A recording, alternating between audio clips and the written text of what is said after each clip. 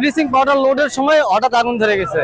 আগুন ধরে এখন এই যে গাড়ির এই অবস্থা। এখানে গাড়ি করতে করতে যে অবস্থা, আগুন ধরে লেবারের অল্পের জন্য বেঁচে গেল।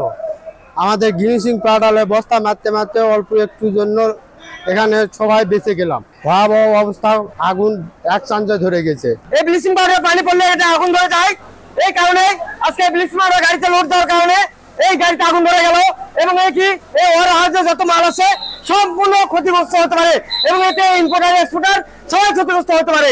এই জন্য এই ব্লিচিং পাউডারে একটা ওয়ার হাউস আলাদা প্রয়োজন, কিন্তু এটা কেউ প্রতিবাদ করে বা প্রতিকার কেউ করে না। ব্লিচিং পাউডার লোড করতে করতে পাউডারের ভিতরে আগুন ধরে গেছে ভাই, হঠাৎ করে আগুন ধরার কারণে বেঁচে গেলাম। আজকে মধ্যে 250 জনের মৃত্যু হয়ে গেল না হলে আগুন ধরলে। দিল্লি ছিল বন্ধু 3 নম্বর সেটা আমাদের ব্লিচিং লোড হচ্ছিল। ব্লিচিং লোড অবস্থাতে আগুন ধরে যায় আর কি গাড়িতে। ইতিমধ্যে ফায়ার সার্ভিসকে ফোন করেছে, ফায়ার সার্ভিস চলে আসছে। আশা করা যাচ্ছে এখন সবকিছু নিয়ন্ত্রণের মধ্যে চলে আসবে ইনশাআল্লাহ। 3 গাড়ি লোড হয়েছে, লাস্ট গাড়িতে এসে ওই লেবাররা কাজ করতে করতে পরে নাকি আগুন ধরে গেছে গাড়ির ভিতরে। এখন এটা কি মানে কোনো সিগারেটের থেকে আসলো নাকি গাড়ির কোনো প্রবলেম নাকি বস্তার কোনো প্রবলেম, এটা এখনো সঠিক কোনো কিছু বলতে পারতেছি না। কিসের থেকে আগুনটা এসছে আমরা বুঝতে পারি নাই।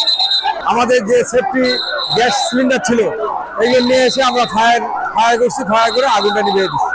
এখন ফায়ার সার্ভিসে গাড়ি আসছে, দেখা যাক কি হয়। 3টা 50 আমরা সংবাদ পাই যে পানামা পোর্টে আগুন লাগছে।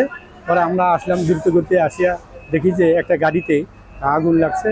পরে আমরা গাড়িতে ব্লিচিং পাউডার ছিল, আমরা নিয়ন্ত্রণে করছি, আসি নির্বাপন করছি।